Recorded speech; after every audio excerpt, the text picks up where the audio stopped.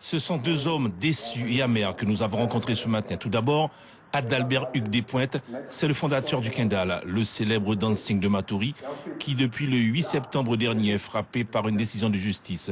Une décision qu'a du mal à comprendre le propriétaire des lieux. Il y a des lois, on doit respecter les lois.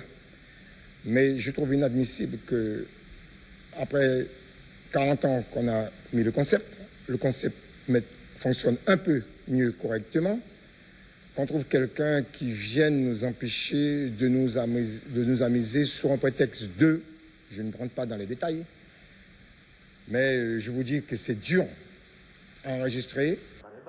En fait, il est reproché aux responsables du dancing des nuisances sonores lors de manifestations, suite à la plainte d'un voisin, lequel a obtenu la suspension de l'activité de diffusion de musique amplifiée, une suspension que conteste Yannick Hugues Despointes, qui ne veut pas transformer le Kendal en boîte de nuit. Et si c'est tout pour tout fermer, c'est effectivement se retrouver dans ne plus avoir bénéficié effectivement de cette d'ouverture, cet espace ouvert, et de bénéficier effectivement de l'apport effectivement de la nature. Et depuis la fermeture administrative du Kendal, une pétition mise en ligne sur Internet a déjà recueilli près de 960 signatures.